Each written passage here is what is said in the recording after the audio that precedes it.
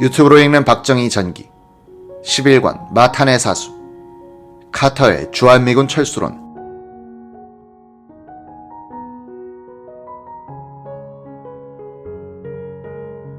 (1975년 5월 21일) 오전 10시 30분부터 2시간 동안 김영삼 신민당 총재와 박 대통령의 회담이 있었다. 김 총재는 이택돈 대변인을 데리고 청와대로 왔다. 박, 김 회담에는 아무도 배석하지 않았다. 두 사람은 요담이 끝난 뒤 청와대 관계자들이 참석한 가운데 점심을 함께했다. 김정년 비서실장에 따르면 두 사람은 표정이 아주 밝았으며 화제도 발랄했다고 한다. 식사 후 박 대통령은 김 실장과 수석 비서관들에게 회담 내용을 다음과 같이 설명했다. 나는 김 총재에게 한국과 미국 정보기관이 파악한 북한의 남침 준비 상황을 자세히 설명했다.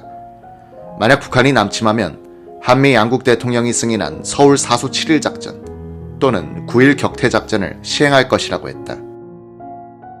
월남의 멸망 원인이 국론 분열에 있었음을 지적하고 초당적 총력 안보에 협력해 줄 것을 요청했고 김 총재도 약속했다. 김 총재는 유신 헌법의 개정을 요구했다. 나는 이미 국민투표에 의해 투표자의 73%가 유신 헌법 존속을 지지했음을 상기시켰다.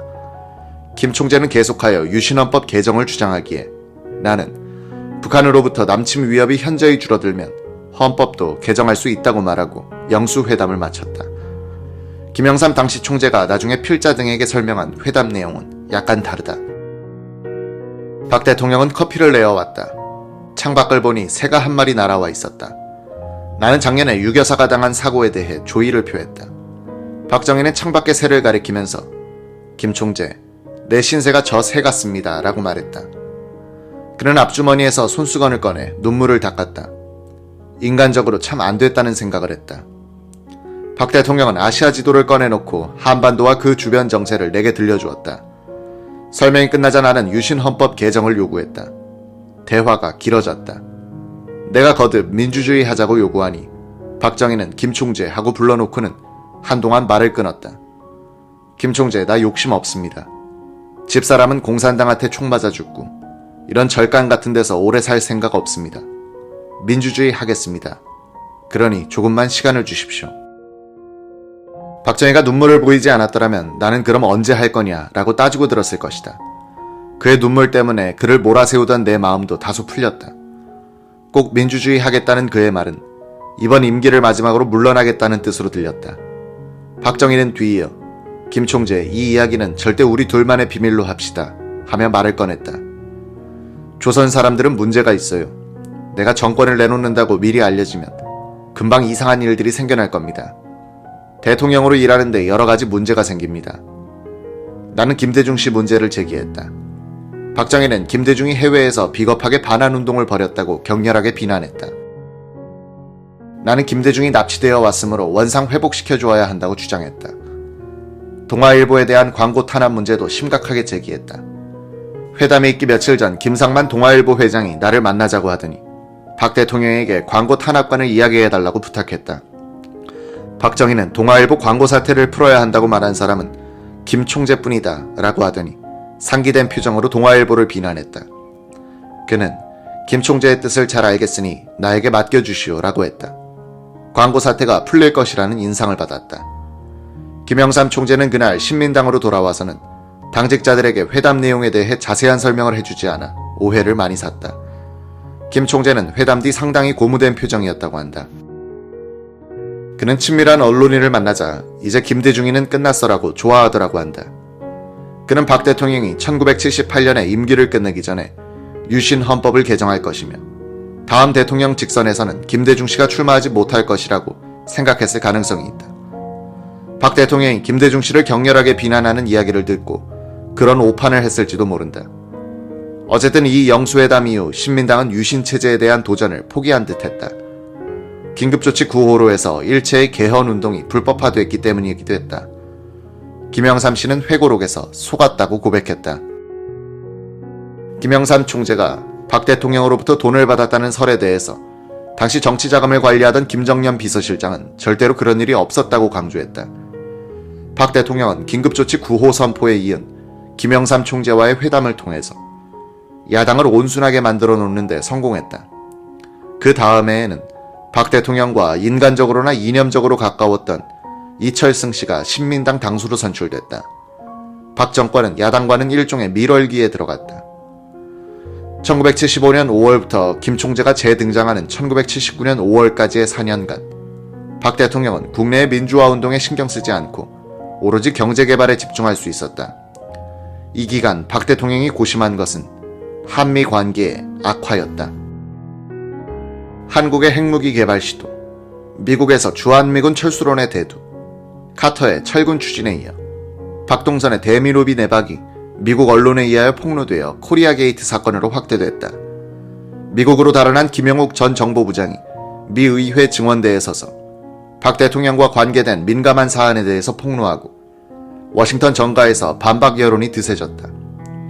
1979년에 들어가면 한미 관계의 파탄이 국내 정치로 돌아들어와서 결국 11.6 사건으로 연결된다. 그런 의미에서 이 침묵의 4년간은 1979년의 대폭발을 향해 발화 온도가 상승해간 기간이기도 했다.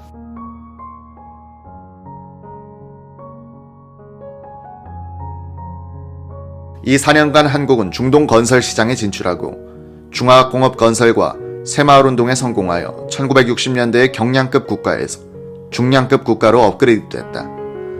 이 기간에 박 대통령이 정력적으로 밀고 나간 자주 국방력 강화 정책도 결실을 보기 시작하여 연간 국방기비 지출면에서 한국은 1976년부터 북한을 앞서기 시작한다. 1977년부터는 의료보험이 직장에서부터 도입됐다. 박 대통령이 유신을 선포하면서 노렸던 국력의 조직화와 능률의 극대화에 의한 부국 강병이란 목표는 달성했으나 권력구조의 심층부에서는 자기 파괴의 씨앗이 자라고 있었다. 야당이 정권 도전 세력으로서는 무력화되고 여당은 거수기 역할로 전락했다. 정치로부터 오는 낭비 요인은 거의 사라졌으나 박 대통령의 통치 이념인 한국식 민주주의를 신념화하여 대중 속에 뿌리내릴 수 있는 이념적 보수 정당은 만들어지지 못했다. 공화당과 유정회는 지식인층과 국민 속으로 들어가지 못하고 대통령과 정보부의 명령만 수행하는 권력 기생 조직이 되어버렸다. 박 대통령은 야당을 무력화시킴으로써 결국은 여당도 약화시켰다.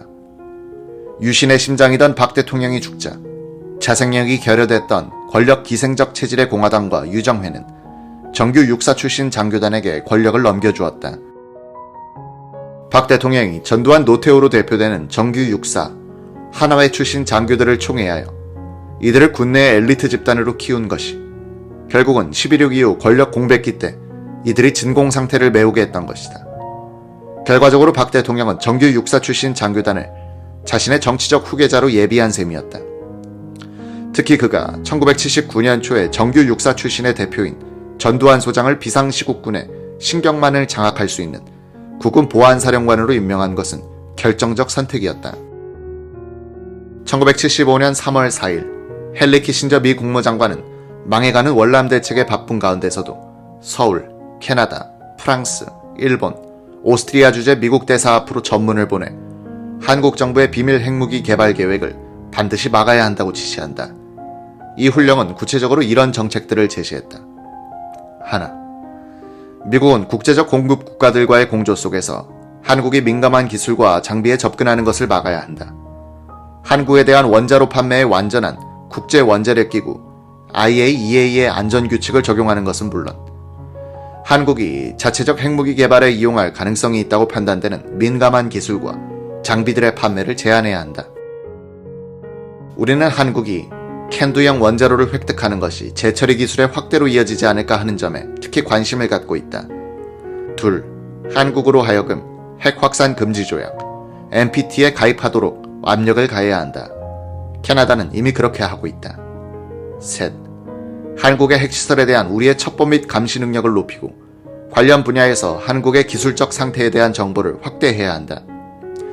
우리는 핵에너지 관련 기관들에 대한 정기적 방문 조사를 더 자주 할 계획이며 훈련된 기술자들로 하여금 사찰 횟수를 늘리도록 할 생각이다. 주한미국 대사관도 1975년 3월 12일 국무부에 보낸 다음의 전문에서 한국이 핵무기 개발을 하는 데는 10년이 채 걸리지 않을 것이라고 분석했다. 우리는 한국이 핵무기를 개발하는 데 필요한 시간은 10년이 훨씬 안 될 것으로 판단한다. 우리가 확보한 여러 정보들에 따르면 한국의 지도부는 핵무기 개발에 높은 우선순위를 두고 있으며 1980년대 초에 그 결과가 나타나기를 기대하고 있다. 한국인의 저돌적 추진력과 그들이 이미 확보하고 있는 높은 기술 수준, 그리고 외국의 전문 인력을 불러들일 수 있다는 사실과 상부로부터의 강한 동료 등을 감안할 때 그것은 결코 불가능한 일이 아니다. 우리는 또한 제3국으로부터 핵무기 관련 장비와 기술을 도입할 수 있는 한국의 구매력에 대해서도 과소평가해서는 안 된다.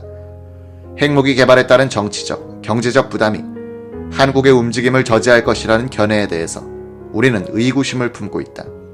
한국이 제3국으로부터 구입을 선택할 경우 한국에 대한 우리의 통제력은 크게 약화될 것이다. 이 분야에 관한 한 한국은 아주 위험한 목적을 가진 끈질기고 거친 고객이다. 우리가 조기에 단호하게 행동하는 것만이 최상의 성공 기회를 가져다 줄 것이라고 믿는다. 핵무기 개발을 둘러싸고 벌어지던 한미 간의 긴장 관계 속에서 중요한 역할을 한 인물이 스나이더 주한 미국 대사였다. 그는 박 대통령과 직접 면담하여 미국의 우려를 전달하는 위치에 있었고, 본부에 대해서 한국의 의도를 적극 개진하고 자신의 대안을 설명했음이 최근 공개된 미국의 외교 문서에서 나타난다.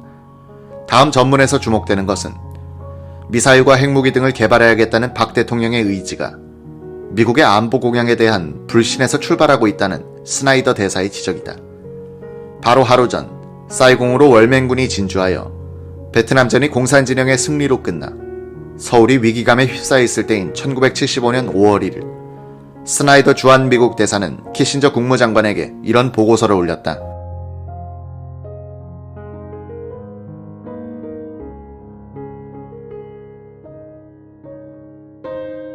요지. 어제 스나이더와의 면담에서 박 대통령은 한국형 미사일을 개발하겠다는 확고한 의지를 밝혔다. 박 대통령은 미국 정부가 한국과 로키드사의 계약을 승인해주지 않은 문제를 거론했다. 이에 대해 나는 미국 정부가 그동안 한국의 미사일 개발과 관련된 여러 차례의 지원 요청을 받았으나 이는 미국 정부가 일본이나 서유럽 국가들과 같은 선진국에도 개방을 통제하는 첨단 기술의 수출 문제이며 미국은 이 분야에서 강력한 독점적 경쟁력을 유지하기를 바라고 있다는 점을 지적했다. 한국의 요청에 대해서는 우리가 한미 양국 간 상호 협력의 기반이 되는 한국의 장기적 계획을 제대로 파악하지 못한 실정이며 분명히 알려준다면 개별 항목들에 대해서는 수출 허가가 이루어질 수도 있을 것이라고 말했다. 박 대통령은 향후 수년간의 계획에 대해 설명해주겠다고 하면서 국방과학연구소장을 나와 접촉토록 조치하겠다고 말했다. 그는 미군이 한국에 주둔하는 향후 5년 이내에 단거리 미사일을 개발하도록 지시해놓고 있다고 밝혔다. 만약 미국이 도와줄 태세가 되어 있지 않다면 한국으로서는 제3국으로부터라도 지원을 받아야 할 형편이라고 덧붙였다. 박 대통령은 그로 인한 한국의 재정적 부담을 인정하면서도 우리는 비오는 날에 대비해야 한다고 말했다.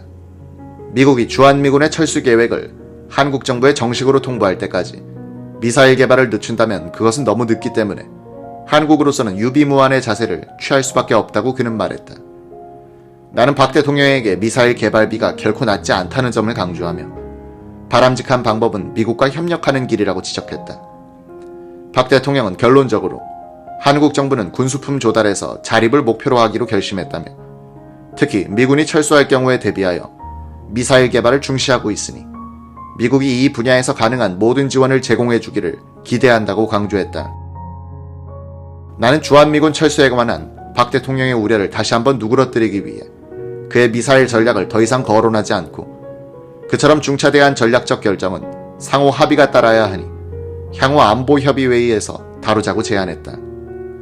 박 대통령은 한국의 국방장관으로 하여금 내가 워싱턴에 신속히 보고할 수 있도록 이 문제에 대해 좀 더 상세히 브리핑하도록 지시하겠다고 말했다. 의견. 지금까지 수차에 걸친 면담에서 박 대통령은 주한미군 철수에 대비한 한국의 자주국방 계획을 구체적으로 밝혀왔다. 이번 면담에서 그는 다시 한번 주한미군 철수를 기정사실로 받아들이며 그래도 미군이 한국에 주둔해 있는 동안 자립적인 군수산업을 신속히 건설하겠다는 자신의 계획을 털어놓았다. 박 대통령의 국방 정책에 대해 충분하고도 조속한 검토가 이루어져야 한다는 것을 다시 한번 촉구한다. 현재 미 의원들의 태도를 감안할 때 주한미군 철수에 대한 박 대통령의 우려도 무시할 수 없으며 다른 대안을 모색하는 그의 계획도 무시할 수 없다. 이 전문에서 보듯이 박 대통령은 이날 3년에서 5년 이내에 지대지 미사일을 개발하겠다고 스나이더 대사에게 밝혔는데 그 3년 4개월 뒤인 1978년 9월 사정거리 180km의 국산 지대지 미사일인 백곰이 시험 발사에 성공한다. 박 대통령이 목표 달성의 시기를 밝힌 계획들은 거의 이루어진다. 그는 말을 아꼈지만 공언한 것은 지켰다. 주한미국 대사 스나이더에게 박 대통령이 직설적으로 주한미군 철수를 예상하고 있다고 밝힌 점은 인상적이다. 박 대통령은 월남이 망해가는 과정을 가까이 지켜보면서 미군이 파리 휴전협정에 따라 월남에서 철수한 뒤에는 대월남 방위 공약을 지키지 않고 월맹의 명백한 협정 위반을 방치한 사실을 잊을 수 없었을 것이다. 미국을 휩쓸고 있는 반전 여론에 휘둘리는 미 의회가 미국 대통령의 발목을 잡고 있는 한 대통령의 대한 방위 공약도 믿을 수 없다고 그는 생각했다. 닉슨의 대월남 방어 공약을 무력화시킨 것이 미 의회의 인도지나반도 무력 사용 불가 결의가 아니었던가. 주한미군이 수년 내 철수할 것이라는 박 대통령의 예상은 적중했다. 그 다음에 대통령 선거에서 카터 후보는 주한미군 철수를 공약으로 내걸고 당선하여 철군 계획을 추진하게 된다. 박 대통령이 월남 패망과 주한미군 철수의 예감 속에서 추진한 핵무기 개발은 그러나 재처리 시설 도입 교섭 단계에서부터 미국의 정보망에 걸려 외교적 압력을 받게 된다. 박 대통령도 굳이 핵무기 개발 의지를 숨기려 하지 않았다. 거의 반공개적으로 추진한 것이다. 물론 당시 한국은 핵 비확산 조약에 가입하지 않아 국제법적으로는 핵무기 개발을 막을 명분이 미국엔 없었다.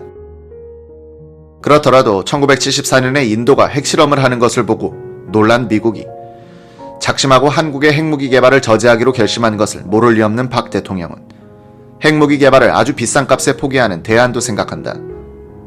프랑스제 사용 후 핵연료 재처리 시설 도입 계획을 둘러싼 한미 간의 갈등이 깊어지는 가운데 박 대통령은 1975년 6월 7일 오전 10시 30분부터 2시간 동안 미국의 시사평론가 로버트 D. 노박과 인터뷰했다. 박 대통령은 우리는 핵무기 개발 능력을 갖고 있으나 개발 계획에는 착수하지 않았다면서도 만약 미국의 핵우산이 철수된다면 자구책으로서 핵무기 개발에 들어갈 것이다 라고 말했다. 박 대통령의 이 발언이 미국 언론에서 보도된 직후 작성된 미 국무부의 정책 건의서가 최근 공개됐다. 이 문서는 미국 정부가 한국 정부는 물론 프랑스와 캐나다에 대해서도 압력을 가했음을 확인해주고 있다. 1975년 7월 2일 브렌트 스코우 크로프트 대통령 안보보좌관에게 보낸 로버트 잉거솔 국무장관 대행의 정책 건의서 요지. 한국의 핵무기 획득은 극도로 위험하며 미국의 주요한 이해관계에 대해 직접적 타격을 줄 것이다.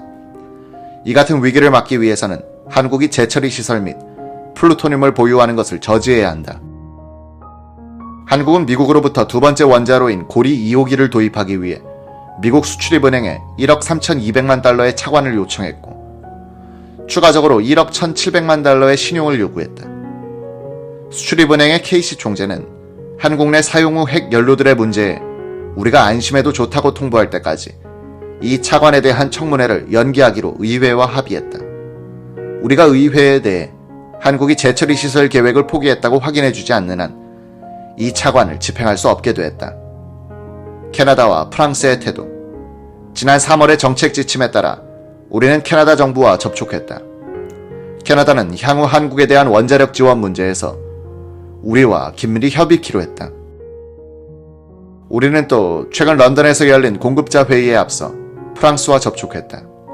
우리는 프랑스에 대해서 한국이 프랑스로부터 재처리 시설을 도입하려는 계획을 포기하도록 하는 방안을 검토 중이라고 알려주었다. 프랑스는 우리의 관심에 이해를 표시했고 재처리 시설 판매는 큰 상업적 이해가 걸린 것은 아니며 만약 프랑스 회사가 계약 종결에 따른 비용을 보상받을 수만 있다면 우리의 계약 포기 요구에 반대하지 않을 수 있다고 암시했다. 한국에 대한 접근. 우리는 현재 진행 중인 한국 측 원자력 분야 인사들과의 협의에서 미국이 제공한 원자로에서 나오는 사용 후 핵연료의 재처리 계획에 대해서는 미국이 거부권을 갖고 있다는 사실을 상기시켰다. 우리는 이에 대한 그들의 확인을 다시 요청했으며 그들의 확인을 들은 후에라야 고리 1호 원자로에 대한 미 핵통제위원회의 수출 허가를 요청할 것이다.